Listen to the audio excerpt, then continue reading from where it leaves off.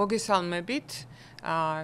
კვლავ ხვდებით ერთი წიგნის პროექტის ფარგლებში არხ მის მინეზე, გამოიწერეთ ჩვენი არხი, დაგვაფოლოვეთ ყველგან, YouTube, Instagram, Facebook და ასე შემდეგ, პატარა ზარსაც დააკლიკეთ ხოლმე, რომ არ გამოგრჩეთ ამ ერთ წიგნის შესახებ ჩვენი საუბარი.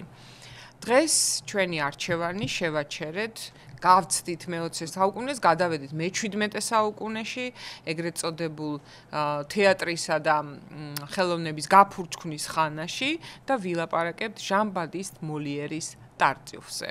კი ბატონო, პიესაზე. პიესაზე კი. რატომ უჭირთ პიესების კითხვა, კეთი, ასეთ შეკითხვას დავსვავდი დასაწყისში? ხო. პიესების კითხვა, იმიტომ რომ რემარკების ნაკლებობაა, არ ვიცი, მეც მიფიქრია რატო უჭირთ და რატომ არ უყვართ.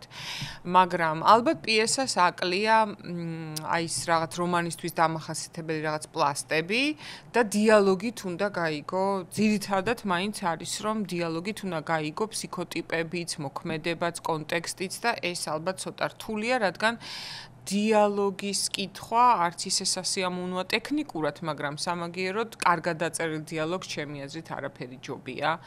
სწორედ აქ ჩანს ხოლმე ის, რისი თქმაც მწერალს უნდოდა და ვერ თქვა.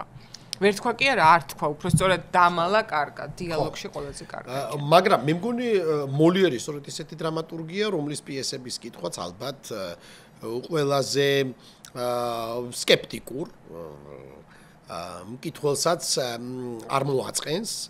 მისი პიესები არის მხიარული, მისი პიესები არის ძალიან ნიჭიერად კონსტრუირებული და აწყობილი. პერსონაჟებია დაუვიწყარი და ყოველთვის არის პრობლემა. რასაკვირველია ამ პიესებში, განსაკუთრებით ისეთ პიესებში. მარადიული პრობლემა. მარადიული, ისეთ პიესებში, რომლებიც მიიჩნეოდა მაშინაც და ეხლაც ნაწილობრივ, მაშინ განსაკუთრებით დიდი პრობლემები შეხვდა მოლიერს სკანდალურად, იმიტომ რომ მოლიერი დასცინოდა, მოლიერი ამხელდა, როგორც ყველა დიდი კომედიოგრაფოსი, მიუხედავად იმისა, რომ თვითონ ეს ტერმინი კომედიების მწერალი რაღაცა ზღუდავს შესაძლოა მოლიერის მასშტაბს და მნიშვნელობას, მაგრამ არისტოფანეს კვალდაკვალ ვინ შექმნა კომედია, ასე ვთქვათ. ეს კომედია სახელი თავის დროზე ალბათ არისტოტელემ გაუტეხა, რომ დაბალი ჟანრია. დაბალი ჟანრია თავის პოეტიკაში. ხო, შესაძლოა ტრაგედია მაღალი ჟანრია. ასე იყო მოლიერის დროსაც, ეგრე ითვლებოდა. და საერთოდაც მსახიობებისა და დრამატურგების მიმართ იყო დღემდე უაღრესად ზედაპირული დამოკიდებულება, მით უმეტეს რომ მოლიერის შემთხვევაში ეს იქცა პრობლემად პარიზის ეპისკოპოსისათვის, საერთოდ კათოლიკური ეკლესიისათვის, საერთოდ ეკლესია და ქრისტიანობა მიიჩნევდა და დღესაც ახლა რომელიმე ესეთი მკაცრი სასულპირისთვის მაყურებელს შევახსენოთ უბრალოდ რა თქმა უნდა ყველა მიცის რომ ეს დაცინო ესე კი არ იყო დაცინი და ვიღაცა უკმაყოფილო ეს სიკვდილის დასჯის ტოლფასი იყო იმიტომ რომ ეხა ეკლესიასთან დაპირისპირება როცა კოცონზე დაწვა არსებობს ცოტა ის არის რა ქვია არა სიცოცხლისთვის არის საშიში თავისთავად და მით უმეტეს, როდესაც აპრიორი ისევ და ისევ მსახიობებს და თეატრს მიიჩნევდნენ პრინციპში რაღაცნაირად სატანურ, არც მეტი არც ნაკლები ეშმაკეულ წარმონაქმნად, იმიტომ რომ ანტიკურობის მერე, ასე ვთქვათ, ბერძნული თეატრი აიკრძალა, ისეთი მკაცრი იყო, ხო? პირველ ქრისტიანული ეპოქა, რომელიც სახიობას, მიმბაძველობას მიიჩნევდა. ხო, მე ესეთი კორექტული ტერმინი შევარჩიე, მიიჩნევდა როგორც რაღაცა შმაკეულს და პრინციპში შემდგომ უკვე როდესაც მისტერიების წარმოდგენის ტრადიცია გაჩნდა, სადაც უკვე ეკლესია უბრალოდ ყოვლისა განმანათლებლობის მიზნით უკვე პრინციპში ძალიან ეპიკურ სანახაობებს მართავდა ხალხისათვის, იმიტომ რომ ხა წერა კითხვა ხო, ცხადია, ბევრმა არ იცოდა და ეს სანახაობრიობა რაღაცა დაუბრუნდა ისევ და ისევ. პრინციპში თეატრი როგორც გამოვიდა თავიდან რიტუალიდან, ასევე უკვე შემდგომ რიტუალშივე შევიდა უკვე ქრისტიანულ რიტუალში და ასევე იმ წიაღი და გამოვიდა. მაგრამ ეს ტრადიცია დარჩა, რატო ვახსენებთ ამ ყველაფერს, რომ მოლიერისათვის ეს პიესა ტარტიუფი იქცა რაღაცნაირად ესეთ მართლაც ძალიან სახიფათო ტექსტად მისთვის ისედაც განწყობა მის და მიიღო რბილად რო ვთქვა ძალიან კრიტიკული სხვადასხვა ასე ვთქვათ არისტოკრატიული ფენებისგან და ჯგუფებისგან მიუხედავად იმისა, რომ ლუი მე-14-ს მეფე მზეს, რომელიც თვითონ იყო ასე ვთქვათ, ამბიციური მეფე, რომელსაც ჰქონდა ესეთი განმანათლებლური ლუდოვიკოებში ყველაზე საინტერესო 18-დან მე-14 ყველაზე ისეთი მეფეა. ყველაზე საინტერესო საყვარელი ფრანგებისთვის. კი, და ხო. ყველაზე ნიშნულოვანი მეფე შეიძლება საყვარელი ანდრი ნავარელი იყოს, მაგრამ ხო. ლუებში ნამდვილად. თვითონ მსახიობი, თვითონ მოცეკვავე. ის მეფე მზეც არის სპექტაკლიდან, ხო? და თვითონ ინსპირაცია დღემდე ალბერტო სერას ფილმიც კი მასზე, ეს სიკვდილი ლუი მე-14-ესი, ხო? ასე რომ კი. და საერთოდ ლუი მე-14-ეს სიკვდილის დიდი აღმწერი არის ანდრი დე სენ-სიმონი, შესანიშნავი მწერალი და ამზაფხულს ვაპირებ ამის წაკითხვას. მე ვგთხოვ და აუცილებლად ეს საოცარი წერალია, უბრალოდ დამკვირვებელია და საშინლად ზიზღიანი მე ესე ვიტყოდი დამკვირვებელი, როგორც პრინციპში იყო მოლიერიც. მოლიერი უყვარდა, მოლიერის პიესები მოწონდა ლუი მე-14-ს. მოწონდა, მაგრამ ერთი რამე უნდა ვთქვათ. აი ხო შეიძლება მოგვეჩვენოს, რომ როცა მეფე გფარველობს რაღაცა საშიში. მეფეა შენი მფარველი. მაგრამ საფრანგეთში არასოდეს ეს ასე არ იყო ვერტიკალური. საფრანგეთი არის ქვეყანა, სადაც დედა-დედოფალსაც ჰქონდა თავისი სიტყვა, თავისი რაღაცა პარლამენტში ერთი ფრთა არსებობდა საკმაოდ მკაცრი და განწყობილი აი ამ ფრთის მიმართ, რომელიც მოლიერის მიმართ კეთილგანწყობილი იყო, ეს კრიტიკულად განწყობილი და ამიტომ სანამ დედოფალი არ გარდაიცვალა, ეს პიესა ვერ დაიდგა. მეფის მფარველობა მხოლოდ არაფერს არ ნიშნავდა ესე რადიკალურად ერთ ცალსახა გადაწყვეტილებას, იმიტომ რომ მეფე შეიძლება გწყალობდა, მაგრამ არ გწყალობდა რაღაც ნაწილი სასახლეში, ხო? იმიტომ რომ მეფეს უნდა გამოეხატა. ეს მიშელიეს ხაზი რაც იყო, რომ უნდა ჩამოეყალიბებინა ვერტიკალური სტრუქტურა იმისათვის, რომ ეს ძალაუფლების და წესრიგის და სტაბილურობის შენარჩუნება ყოფილიყო, იქ სასახლეში ყოველთვის იყო ხოლმე რაღაც ტიპის არეულობა. და მეფეს უწევდა ყველას გათვალისწინება, იმიტომ რომ ისევ და ისევ სწორედაც დემოკრატია რაღაცნაირი. იმიტომ რომ მეფე იყო ყველასი. ყველას მეფე იყო, ამიტომაც არის, ლუი მე-14-ის ნობელის სიტყვები სახელმწიფო ეს ვარ მე. და ეს სახელმწიფო არის მრავალგვაროვანი, ამიტომაც ლუი მე-14 ერთი მხრივ მფარველობს მოლიერს, რომელიც ვერსალში უმართავს პიესებს და თვითონაც თამაშობდა მოლიერი, ხო? და მის პიესებში და მეორე მხრივ მას ზღუდავს კიდეც. თან თუ გავითვალისწინებთ, რომ პრინციპში ტარტიუფში ამ დეუს ექს მახინა არის თავად მეფე, რომელიც გადაწყვეტილებას მეორე ვერსიაში, ხო, ეს რომელი ვერსიაც გავრცელებულია, ხო? ნახავთ რომ ხო რატომაც არა ხა მოეწონებოდა ამ შესწორებით და სხვა შორის პარალელურად იტალიაში დაიდგა პიესა სადაც არ იკრძალებოდა პიესა რომელზეც იყო შეტევა რელიგიაზე და კითხვა იყო ტარტიუფს რატომ ერჩიან თუ კი შეიძლება რომ მორწმუნეობას და ღმერთს დასცინო რატო შეიძლება რომ სასულიერო პირს არ დასცინო თავიდან ხო ეს იეზუიტი ის არის ეს ტარტიუფი და პერსონაჟი ღმერთის დაცინვა არ არის პრობლემა, კაცო, ეკლესიას ნუ დასცინითო.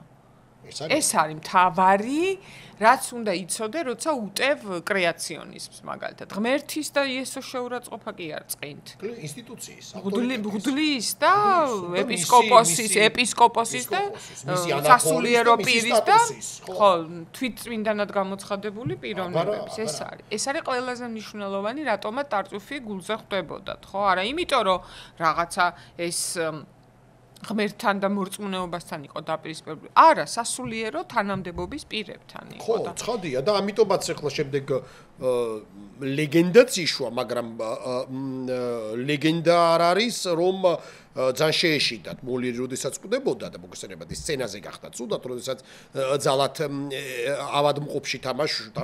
პარიზში შეგიძლია ნახოთ ის კამი, სადაც ის მოკვდა. კი, კომედი ფრანსესში, ხო.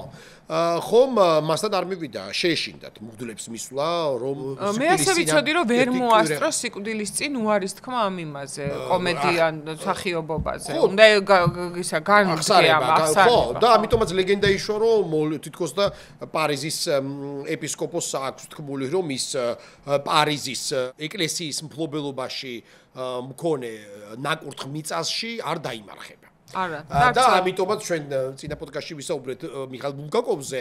მიხაილ ბულგაკოვს ეს ლეგენდა აქვს, ასე ვთქვათ, ძალიან საინტერესოდ აღწერილი თავის მოლიერში. სადაც ლუი მე-14 ელაპარაკება პარიზის ეპისკოპოსს და ისე ეკითხება, რომ რა სიღრმემდე ჩადის თქვენი მადლი.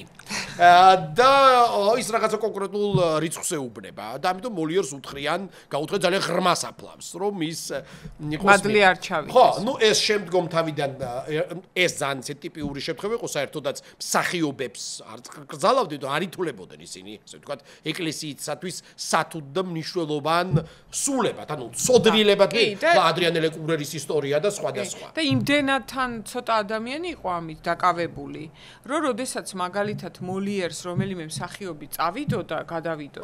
მთელი სპექტაკლი ჩაეშლებოდა, რომ არ იყო იქ რა დუბლიორი და მეორე შემადგენლობა და ეს იყო აბსოლუტურად დისკრედიტირებული პროფესია, ხო? როგორც შექსპირის თავის დროზე.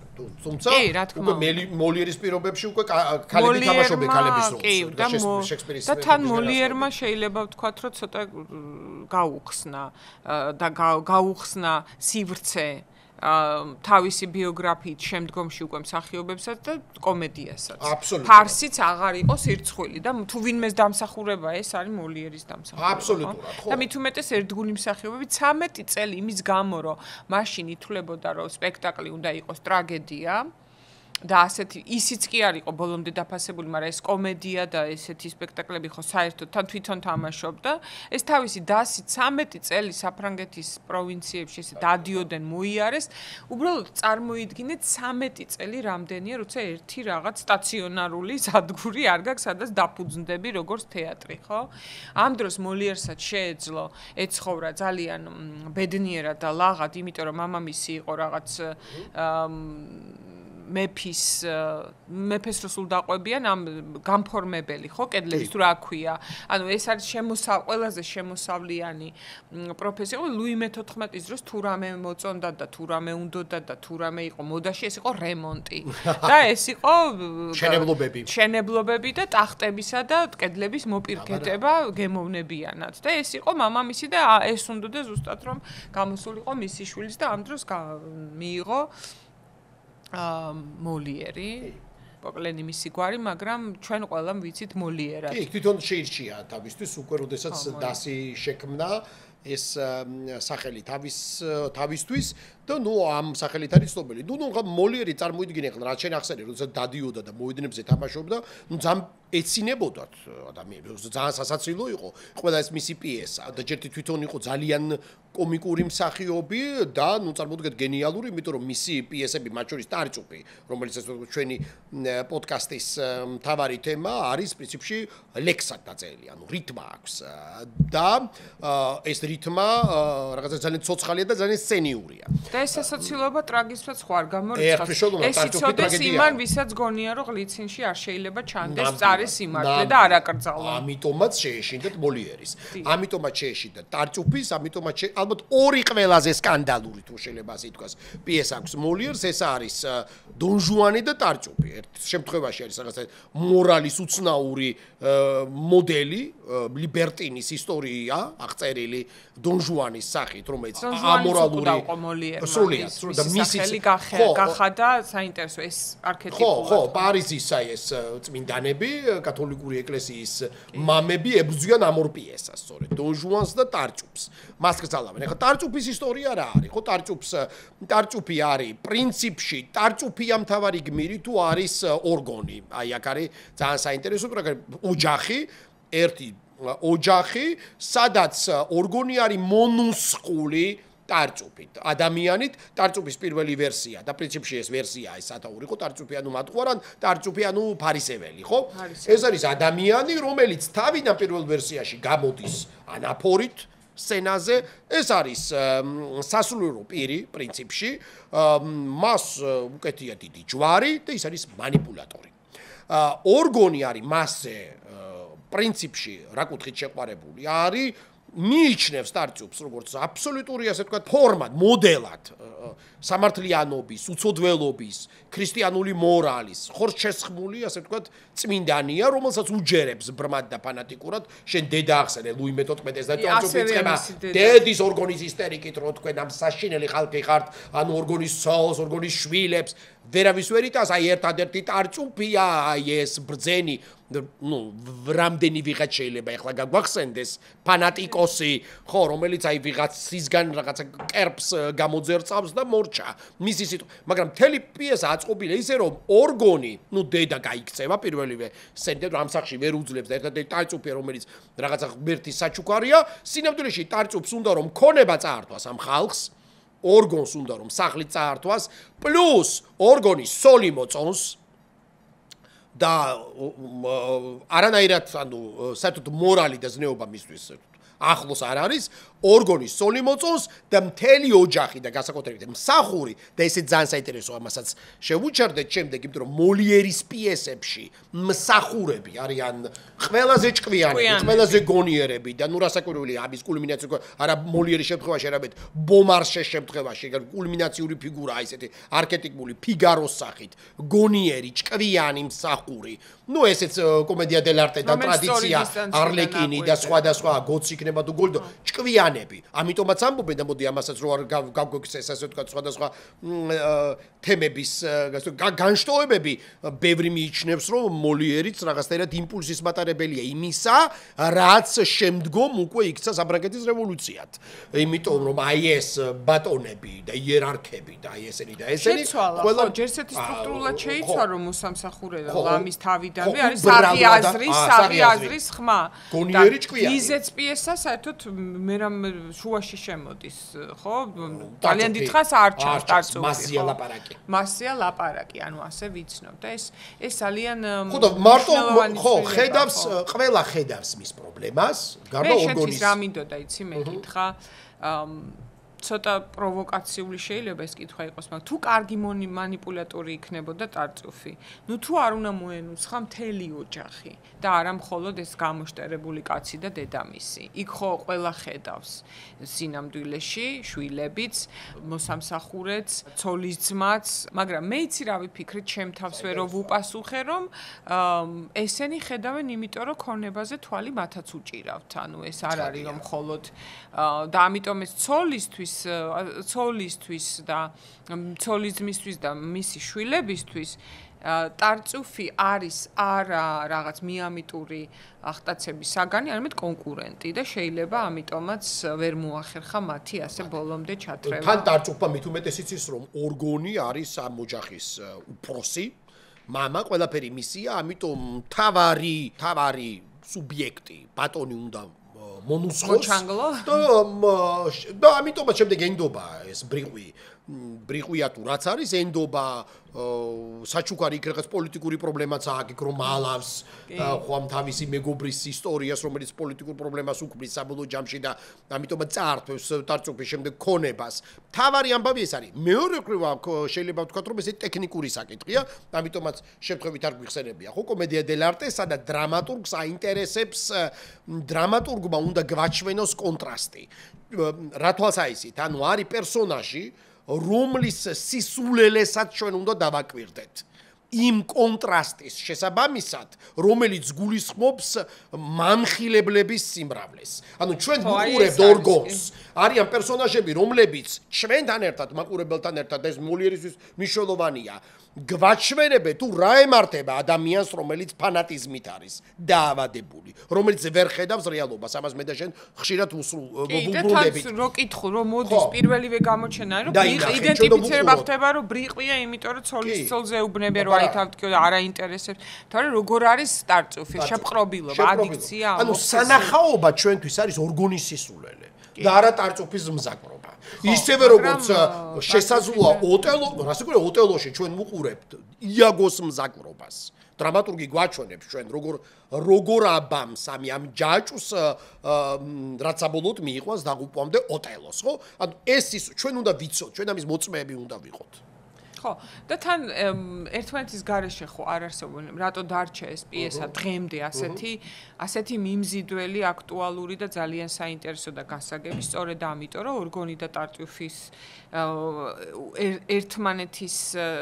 ერთმანეთის გარეშე არც ერთი არ გადარჩება ხო თუ არ იქნებიან ბრიყვები ფარისევლები ვერ გაიფურჩქნებიან და პირიქით და ეს არის მთავარი და ამიტომ იშოვა ფული კი გახადეს ამ პირველ ვარიანტში სცენაში დაწერილ პერსონაჟს ანაფორა, მაგრამ ის აცვია, როცა კითხულობ ტექსტს, ხვდები, რომ ეს არის манипуляციის ერთ-ერთი მთავარი ცენზურა იყო, ცენზურა ამუშავდა მოლიერის წინააღმდეგ. იმიტომ რომ ფარისევლები იყვნენ, მათზე იყო. და მოითხოვეს რომ უბრალოდ ფარისევლობას როგორც წესი, ფარისევლობაზე ტექსტ და ფარისევლობას როგორც წესი ფარისევლები გრძალავენ ხოლმე. კლასიკა. მორალისტები და პირველი ვერსიაც ხომ შემდეგ მოლიერი ხო ამ ოინს მიმართავს ამ პიესას მიუძღვრის მეფეს, იმიტომ რომ მისი დაცულობა ყოფილიყო, მაგრამ მოუწევს მას კომპრომისებს, იმიტომ რომ პირველი რედაქცია, სულ პირველი რედაქცია მოლიერისეული არის არა თავდება ცუდად ორგონისტვის, ანუ ტარჭუფი მატყუარა მოახერხებს მიზნის მიღწევას და წაართმევს ქონებას და ციხისპირას აღმოჩნდება ორგონი. ეს რაც მართლა მოხდებოდა ის გააკეთა. შემდგომ უბრალოდ როდესაც სვლის, როდესაც მეფე ურჩევს მოლიერს რომ ყველას ინტერესი იყოს, ასე ვთქვათ, დაკმაყოფილებული ბოლო სცენა, როდესაც ტარჭუფი გამარჯვებულია, ეს უბედური ორგონი გაქცევას ვერ ასწრებს და მთელი ეს ოჯახი არის სულ ისტერიკაში და ქუჩაში რჩებიან, მეფის წარმომადგენელი შემოდის და ძალიან ცეთი Deus ex machina შეშემთხვევით არ გიხსენებია და არ ვიცი და ირონიაც არის, მაგრამ აშკარად პათოსი და პათეტიკა იმგვარია და გადაპიესის გადარჩენისთვის კომპრომისია, ცხადია, მაგრამ ირონია ჩანს, რომ შემოდის ეს მეფის წარმომადგენელი, მეფე რომელიც შორშმჭვრეტელია და ყველაფერი იცის, მან ამოიცნო ტარჭუფის მზაკრული ბუნება და ამიტომ აი ტარჭუფს დააკავებენ და არა ორგონს. ანუ ფანატიკოს თავისი არ გაუვა. რასაკვირველია ეს ტყუილია.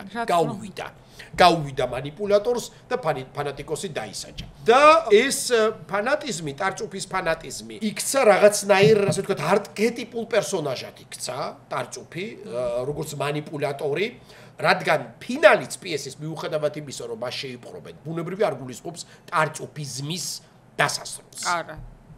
ტარჭუფიზმის დასასრულს რო გულისხმობდეს, აღარ გვექნებოდა ამ პიესაზე არანაირი წარმოდგენა. კი. ვერ გავიგებდით რაზეა. ვერ გავიგებდით რაზეა. და რაც მთავარია, რა არის ძალიან აქტუალური, აი ვიცი, შენ რამდენად დამეთანხმები, ჩვენ ამას ხშირად ვუბრუნდებით ჩვენს პოდკასტებში, ანუ ადამიანს ორგონს, ანუ ამ პერსონას, ვინც არის ესე ვთქვათ, აი ამ ობიექტი, აი ამ მაცდუნებლის, ამ манипуляტორის, ხომ? ვიდრე ის უშუალოდ არ დაინახავს პრობლემას და ტარჭუფის ორსახოვნების მოწმე, სანამ უშუალოდ არ გახდება, ინტელექტუალურად, ინტუიციით არანაირად არ იღებს სინამდვილეს. სანამ ცხვირს არ მიარტყამ რეალობას, იქაც აგვიანებს ცხვირის მას. და გახსოვს რა გადასარევი ეპიზოდია ის, სრულიად გენიალური, იმიტომ რომ ეს ხომ თან ეს ტარჭუფი არის სრულიად ესეთი მანიაკალურად შეპყრობილი სექსუალური ინტერესის ფასაისით ორგონის ცოლთან. იქ მოიფიქრებენ, რომ მაგიდის ქვეშ დამალავენ ორგონს, ქმარს, რომ მას არ ჯერა. ის ისტერიკაშია, რომ თქვენ აბრალებთ ამ წმინდა კაცს ყველაფერს და არანაირი ინტერესი მას არ აქვს, დაიმალება და შემდეგ, როდესაც ამის მოწმე გახდება, უკვე შეუძლებელია, რომ არ დაინახოს ის, რასაც ხედავს. დაინახავს, რომ ტარჭუფი როგორ არის, ესე როგორ ითხოვს ამ ქალის გულს და სხეულს და იქ ეფათურება კიდეც უკაცრავად ამ სიტყვისთვის ასე შემდეგ. ბოლოს ამ გამოვა, როგორც იქნება ამ ასე ვთქვათ, გამოძრება მაგიდიდან, მაგრამ აი აქ ჩანს ასევე მოლიერის სრული გენიალურობა. ტარჭუფი ხო თავს ვერ იმართლებს ეხლა და აღმოჩნდა რომ რასაკეთებს ყველაზე დიდი ცოდვილი ვარ ამ სამყაროში ვისა და ემხობა და რაღაცნაირად მანამდეც ეს წინასცენებში ესეც ჩანს წინასცენებში ეს ჩანს პირველი ეჭვი ჩდება რომ კიდე უფრო გული უჩვილდება ნუ აქ უკვე აღარ მაგრამ გული უჩვილდება რომ აი მეტი რას თხოვთ ამ კაცს აი დანაშაულში წასწრებული კაცი რომელიც ამბობს რომ მე კიდე უფრო დიდი ცოდვილი ვარ ყველაზე მდაბალი ვარ თქვენ შორის და აქაც სწორედ როგორ დისკრედიტირებას და ირონიზირებას ახდენს სწორედ ქრისტიანული სიმდაბლის იდეას ტარჭუფი ორგონი საკაც ვერ ხვდება აქაც რომ ადამიანი თამაშობს იგონებს ყოველთვის იმ მექანიზმს რომელიც საბოლოო ჯამში გაკუთვნილია მიზნის მიხსევისაკენ და არა რეალურ რაღაცა ამ შემთხვევაში რეალურ კათარზის და რასაკვირველი არ გვაქვს საქმე. ტარჭუფი იბადრჩება კათარზისის სიმულაცია და კომედიაც ამიტოა ზოგჯერ შეიძლება უფრო დისკრედიტირებული კი იყო, მაგრამ ზუსტად ამიტომ არის მეტი ტრაგიზმის შემცველი, რომ კიდე ის გაწმენდილი გზითაც კი ვერ მიდიხარ კათარზისამდე, ანუ რაღაცა სიმულაციებში ხარ მუდმივად, რაც არის აი ის ჯოჯოხეთი, რაზეც ვლაპარაკობთ ხოლმე, რომ ვერც ადგენ, მაგრამ ნუ აქ ესე ბოლო ის რედაქცია, რომელიც იდგმებოდა მე თეატრებში, ასეთია, რომ ეს უცებს აიდანღაც ჩდება სიკეთე და მე შემიძლია ვთქვა, რომ დღემდე მსიამოვნებს აი ეს რაღაცა ფსიქოლოგიური განცდა Deus Ex Machina-ის არსებობის, რომ ესეთი რაღაც შეიძლება ხდებოდეს, რაც რეალურ ცხოვრებაში თითქმის არასდროს არ მინახავს და არ შესწრებია რომ რაღაც ჩამოეშვა, ან როგორც Ifigenias შემთხვევაში, ან როგორც ტარწუფისგან გადარჩენილი. Deus Ex Machina რას ნიშნავს? ხო, ეს არის, კი, ეს არის მოვლენა, სადაც ერევა ზებუნებრივი ძალა, ღმერთის ხელი და დრამატურგია ცulis და ანტიკურობიდან მოდის ეს ტრადიცია და ძველი ბერძნული ტრაგედიებიდან და ნიშნავს იმას, რომ საბოლოოდ გამოსავალს, როცა ვეღარ პოულობენ პერსონაჟები, რადგან დრამატურგია შედის ჩიხში, იქ ჩნდება ზებუნებრივი ძალა, ჩნდება უნებრივი სიკეთე, რომელიც კვანტს გახსნის აი ამ თავისი ზეადამიანური და მაღალღმერთული და მისტიკური ძალით, რა ღმერთის ჩარევა ქვია. ადამიანები შევიდნენ ჩიხში, ღმერთი უნდა ჩაერიოს. ხო, და ეს ევრიპიდეს უკავშირდება უფრო ეს ტრადიცია. ევრიპიდეს, ხო, Ifigenia ავლისში ხდება ზუსტად ასე, რომ ადამიანი იქ ჩანს, აი ჩვენ წინა პოდკასტში ვლაპარაკობდით, რომ ყველა ცოდვილია, ვისაც დასჯის და იქ ჩანს, რომ Deus Ex Machina ნიშნავს, რომ გადაარჩენს იმას, ვინც არის სუფთა და უცოდველი, ხო და Ifigenia იყო ასეთი. მზად იყო და რადგან მზად ხარ, მოდი არც დაისჯები. კი. და ცოტა ეს აყალიბებს შეიძლება ადამიანის ღირებულებებს, როგორ უნდა იცხოვროს, ხო? რომ თუ გონია, რომ ტარწუფები აუცილებლად დაისჯებიან და Ifigeniები აუცილებლად გადარჩებიან, ამას შეიძლება, არ ვიცი ხარ, ბავშვობაში მე ესეთი რაღაცეების ნამდვილად ჯეროდა, რომ ბოლოს ვიღაც გამოჩდება, ეს წიგნის კითხვა როცა დავიწყეთ ჩვენ და ვიღაც გამოჩდება და მოუგვარებელ პრობლემას და მე როგორც ვატყობ ზოგადად ამ შემთხვევაში მეფის წარმომადგენელია მეფის ეს არის ამ შემთხვევაში ეს არის ლუი მე-14 რომელმაც გამოგზავნა და თქვა მე არ ვიცი თქვენ მან რა თამას უქებს მოაწერეთ ხელი მაგრამ დაჭერით დავიჭერ ტარწუფს ვინც ბოროტ მოქმედი რა თქმა უნდა და არა სულელსა და ბოროტ შორის ფარისეველს შორის დავიჭერ ფარისეველს მაგრამ ეს ნიშნავს რომ ადამიანებს შეუძლებელია რომ კონდეთ გამოსავლის მიღწევის შესაძლებლობა ანტიკურობის ტრადიციით რამაზეც მუდმივია ხო მაგრამ არის ქმედებათა ერთობლიობა, რომელსაც შეყავხარ ჩიხში. ადამიანის კრიზისი, საიდანაც ვეღარ გამოდიხარ და მთავრდება ეს იმ კრიზისის შემოქმედის გამარჯვებით. ადამიანების ამოცანა არის არა Deus Ex Machina-ს ლოდინი, არამედ გამოსავლის ძიება, მაშინ სანამ ეს შესაძლებელი და სანამ ჩიხში შეგრეკავენ. ხო, მაგრამ ამ Deus Ex Machina-ს იდეის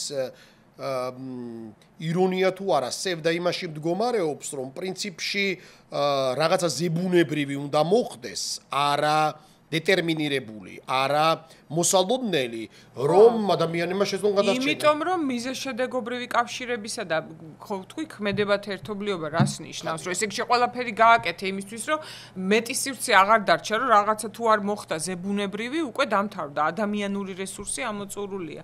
მაგრამ ეხლა უკვე დრამატურგიულ სისუსტედ ხო ითვლება ეს. რაღაცის წერა რო დაიწყო და უცებ ვეღარ აგრძელებ ყველა გზა მოგეწურა, რაც ფიზიკის კანონებში ჩაჯდება, როგორ უნდა მოგვარდეს ეს პრობლემა და უცებ დაეშვა ღმერთი და ჩაგითვლიან რომ შენ ხარ სუსტი დრამატურგი. ხო. მაგრამ საქმეც ისაა, რომ თქვა ევრიპიდეც და მოლიერიც მათვის Deus Ex Machina მათთან ჩნდება მაშინ როდესაც ისტორია მომხდარია. უკვე ყველაფერი დასრულებულია სინამდვილეში. უბრალოდ ეს არის ამიტომაც ამბობენ რომ იგივე ევრიპიდესთან მიმართებით შესაძლოა ირონიაც ყოფილიყო ხშირად.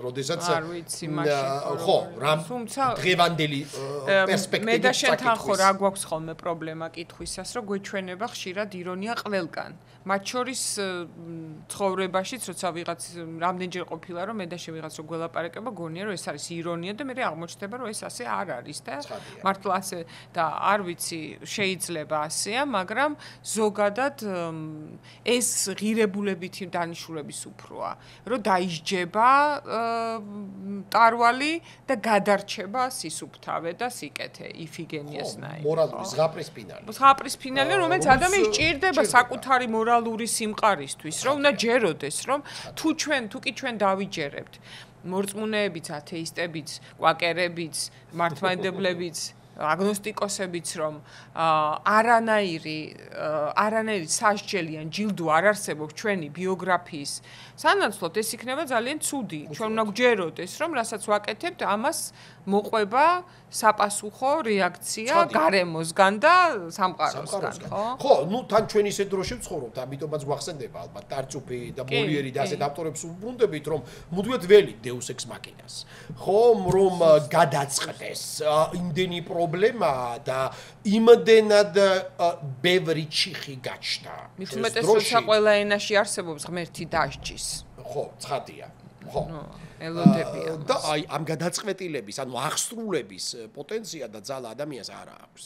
ხო? და პრინციპში, ხო, მოლიერთან ეს მეფეა და ამ შემთხვევაში შეხა ჩვენ ამაზე ხშირად გვისაუბრია და იგივე თუნდაც ოდესაც ბულგაკოვზე საუბრობდით და სხვა ავტორებზეც, ხომ?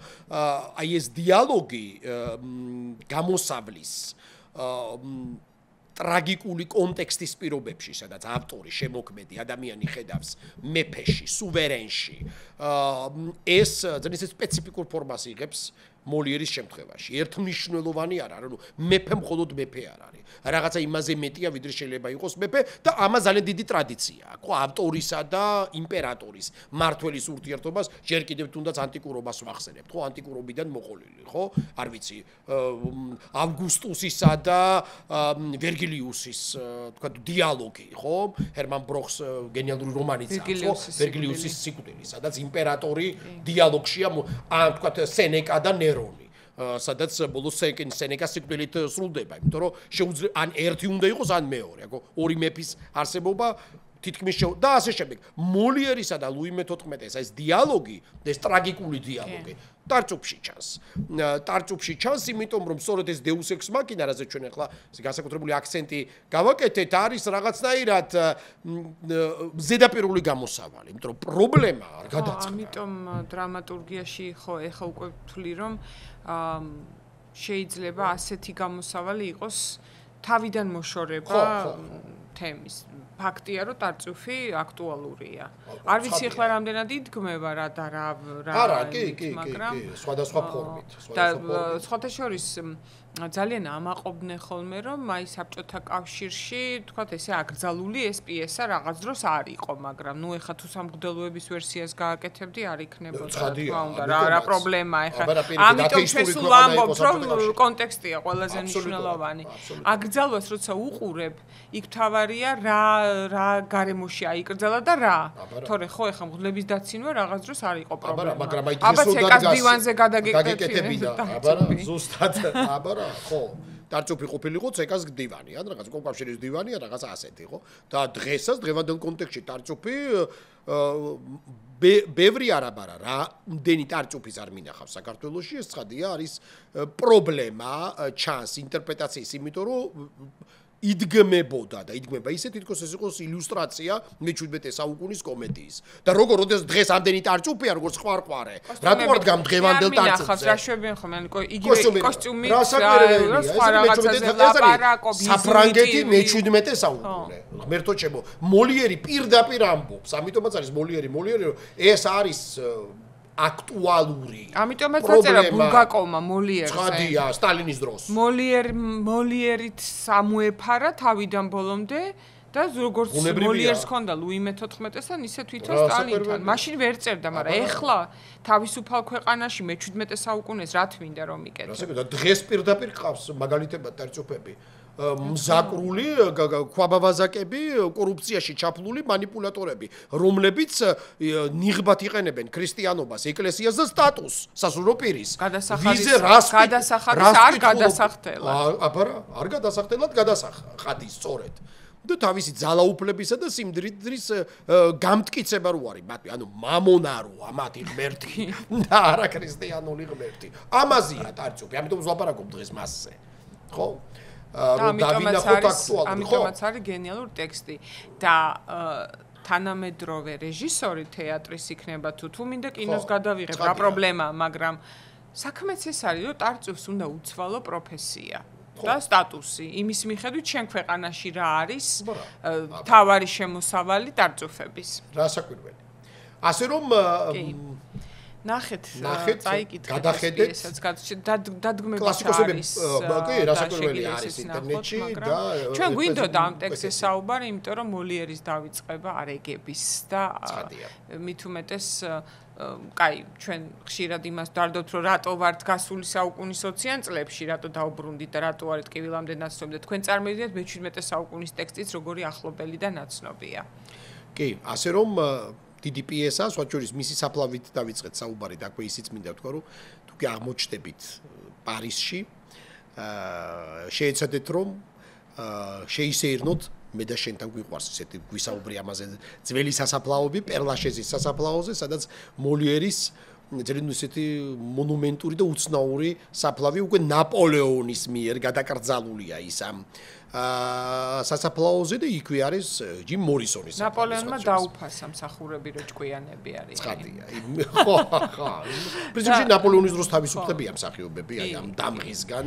და სიკვდილის ძალიან მოლიერს ქონდა მოლიერისეული, იმიტომ რომ ხალხს ეგონა რომ ის სპექტაკლში რომელშიც თამაშობდა ჩვენებითი ავადმყოფი, ძალით ავად რო ქართულად როგორ ითარგმნება, ჩვენებითი ავადმყოფი. უნებლია ავადმყოფი, იქ ხალხს ეგონა რომ ის ცუდად რო არის, ამას თამაშობს და სინამდვილეში ის ითვლიდა თავის ბოლო წუთებს და საათებს, ხო, ასე იყო, ასე რომ მოლიერის ტარწუფი. მოლიერის ტარწუფი გემშვიდობებით შემდეგ პოდკასტამდე და წიგნამდე.